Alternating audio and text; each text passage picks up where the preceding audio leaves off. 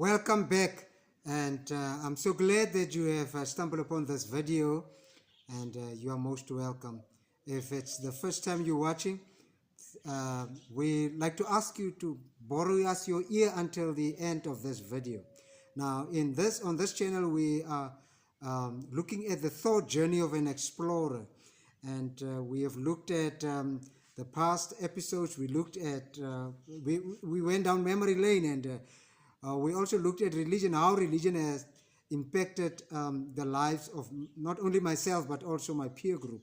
We looked at true learning, how it emancipates, and see how much we have gleaned through this life and the times that we are living in. Now, in this video, I'm talking about memories.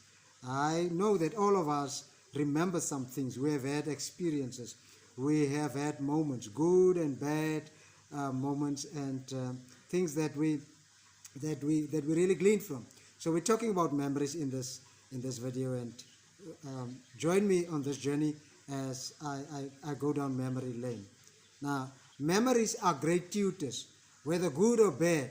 Memories influence our lives in some ways. I like to go down memory lane, not to dwell there, only to collect some valuable lessons. To me, memories are like a compilation of short stories in a book. So I fancy to do a retrospection from time to time. The memories help to create thought. Thought, along with understanding, conjure knowledge to operate. Now, knowledge is essentially memories that we have amassed over the years. Thought is the response to those memories. It is this response that has played a pivotal role in inventions, technological improvements, political formations, creation of wars, religious ideologies, etc. The response of memories or thought will never resent, at least not on this terrestrial realm. We are living in a rapid changing world where technological advancements have ushered the globe to our doorsteps. This digital age, with the discussions of the fourth industrial revolution amongst those in political circles, are evidence that thought will never cease to create realities. Thought, depending on its nature, can bring about transformation. It can render a person impervious, or it can result in devastating consequences. Memories, therefore, necessitate a constant renewal of the mind if a transformation of life is desired, or if it is to be achieved.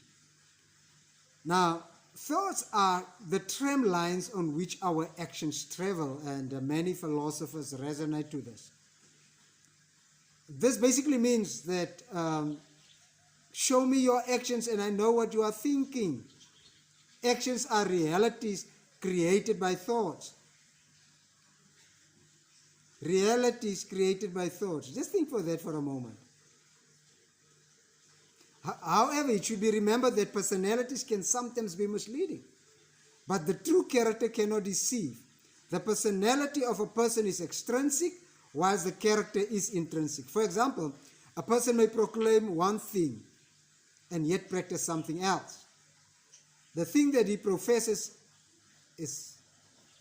refers to his personality, and his practice a reference to his character. So the ideal, of course, is to have the personality and character operate in unison, where the preaching and the practice coincide. So memories aid thought. Thoughts create realities. It is for this reason that a constant revision of thought status is needed. Like a security guard who regulates access to a building, we ought to be aware of the kind of thoughts we afford access to our minds. Like a computer with an antivirus software, we need to protect our minds from the viruses of our time. We ought to save positive thoughts and delete the negative attitudes. Emotions such as fear, anger, doubt, therefore, should be deleted or not granted access to our thought mansion, because these are viruses. The positive thoughts I liken unto an effective antivirus software. These thoughts can be found in, for example, the biblical text. They can be discovered in other good books, as well as in the company of those who create a positive environment. The revision of thought, the thought exercise, is imperative since retrospection serves as a barometer of introspection.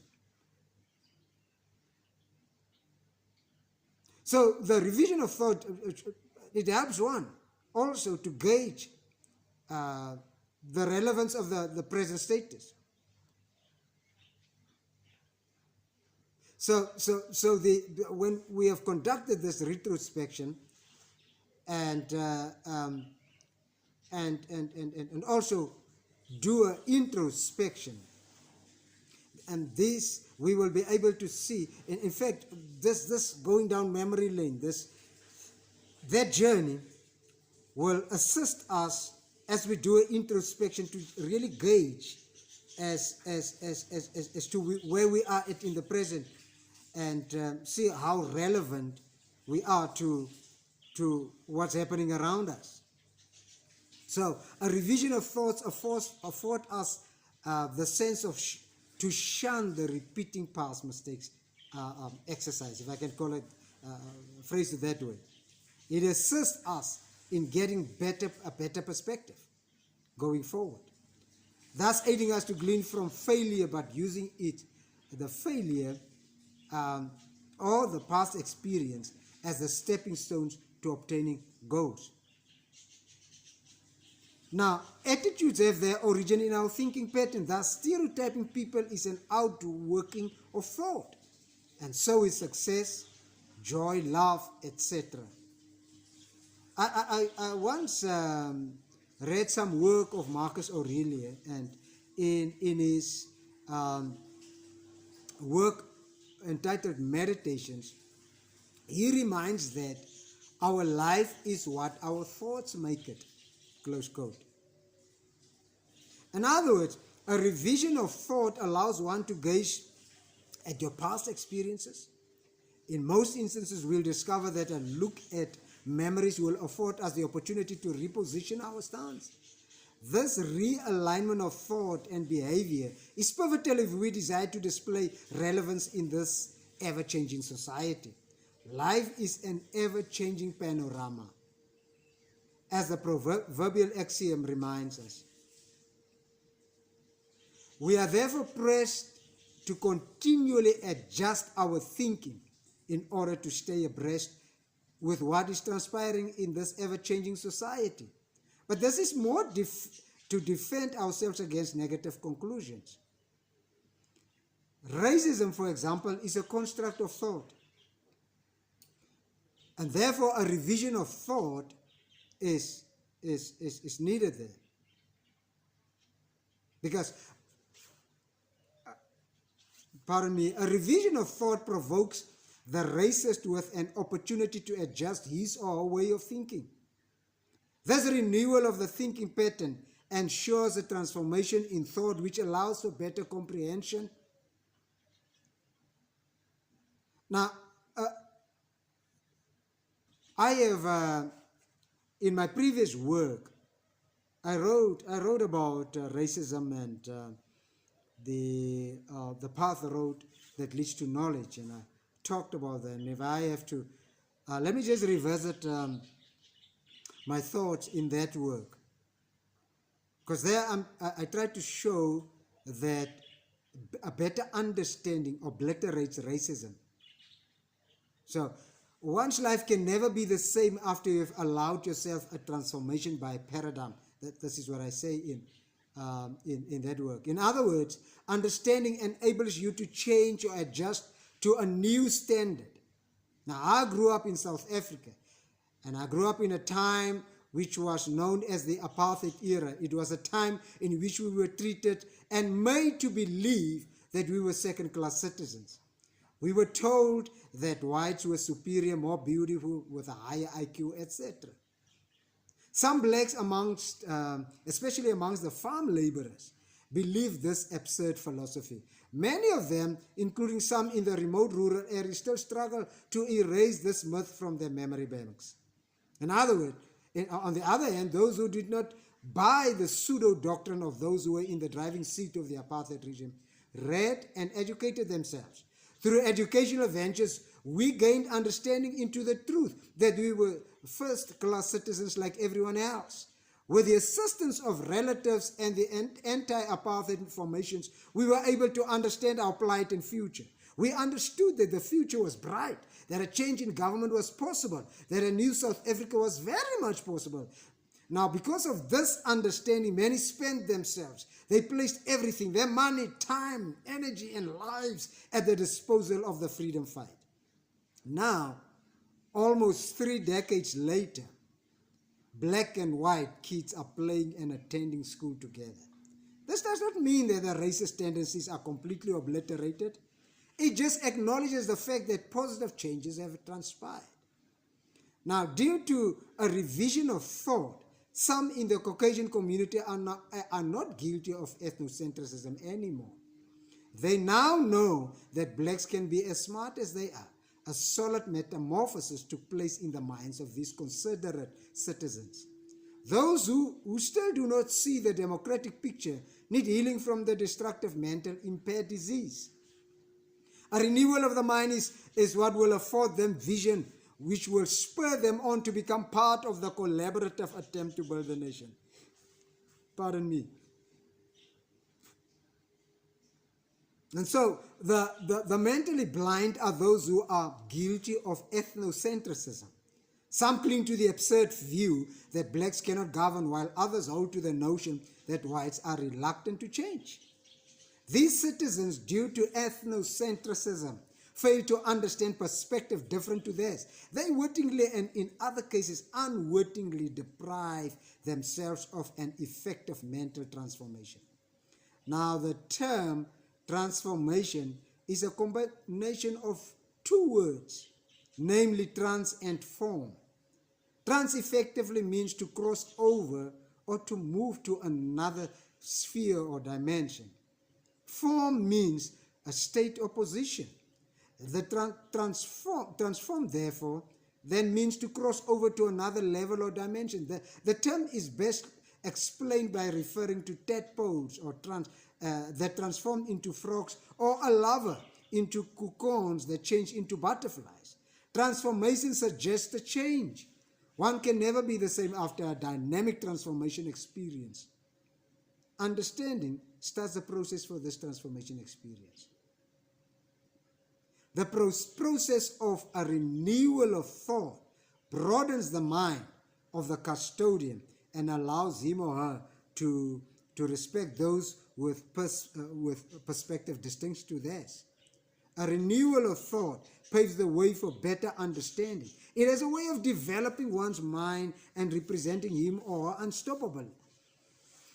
It was due to a thorough understanding that the youth of 1976 here in South Africa was able to declare, we are going to make this country ungovernable until apartheid is abolished. Well, just something, let me just put this to the side for a moment. It saddens our heart these days, especially in this time, now that we see how they have really made it ungovernable by not being able to govern it well. I mean, service delivery is an example of that. The poor service delivery that we see in our country right now. I mean, that was not the ideal of the youth in 1976. But that's a story for another day. All I'm trying to point out at here is that that because of that transformation that occurred in the minds of the youth of 1976, they were able to say, we will obliterate and apartheid. And got it right. Now, it's because of an effective level of understanding that's the case. Now, understanding enables one to persist even amid a terrible season. Just away from the apartheid thing, let's talk about when you're going through stuff in this life. I mean, we all from time to time face challenges of different sorts. There are people going through terrible ordeals as we speak. Now, but it is an effective level of understanding that will enable us to persist even in the midst of a terrible season. Therefore, It will take an effective level of understanding that will cause the youth of today to further exclaim, we will make our country governable. We will make it governable by reinforcing the structures that hold our nation. Now, a lack of understanding will fuel destructive tendencies. For example, the burning down of public facilities and the vandalizing of private properties during protests. The possession of understanding, on the other hand, broadens the mind of the ultimately transform the life. The world is, pardon me, excuse me for that. You know, we are in the winter season right now. And so one really needs to guard and see how you protect yourself against flu virus and the like. But the point is, the world is still astonished at the peaceful transformation that occurred in South Africa. I cannot help to believe that the peaceful transformation, that transition transpired because of leaders who understood and were able to discern the seasons and times. Not only that, they also looked at the different perspectives other people had. This was in direct contrast to those who practiced apartheid and even the ones who sought revenge. While others were calling for an expecting bloodbath, these great leaders negotiated peacefully. They understood that all people are equal and should be treated with dignity and respect. Hence the production of the South African Constitution, which according to specialists is regarded as one of the best in the world. Now, understanding can transform even the hardest perpetrator's mindset. His or her lifestyle will surely change after understanding has occupied their mental space. In this case, transformation is inevitable because understanding causes you to reflect. It causes you to weigh and grow. Understanding causes the one who has suffered gross injustice to say, I forgive you. Let us forgive. Understanding also allows the victim to say, I'm not dwelling in the past. I will only make occasional educational visits there if need be. But I'm living now in the present and effecting change for the future. Understanding causes the victim to say, I understand life in regression, in retrospection, but I will live it in progression. It also gives the perpetrator the courage to admit his or her mistake and seek forgiveness. Both the perpetrator and victim can enjoy liberation when they make space for understanding in their mental rooms. Now, it's just memories that cause me to go back and to reflect on my past life, on experiences, the good and the bad.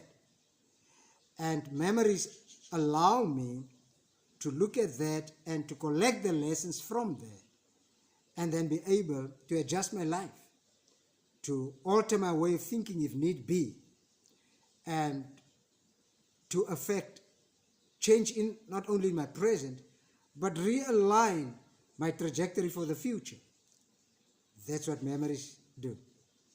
Now, I cannot deal with memories and in a proper fashion if I do not look at the level of comprehension that I enjoy at present. So we learn, we grasp in life, we glean. But memories help us to position ourselves in such a way that the trajectory that is affected by our positioning and our decision making takes us to greater success and to beautiful lives. Now, sometimes memories open the door to painful experiences. I get that. But there are times when memories lends access to exhilarating moments. Additionally, memories have a way of cracking open the door to new opportunities. Through it, we are able to spot opportunities. We sometimes get new ideas. Now, the word idea in the Greek language means to see.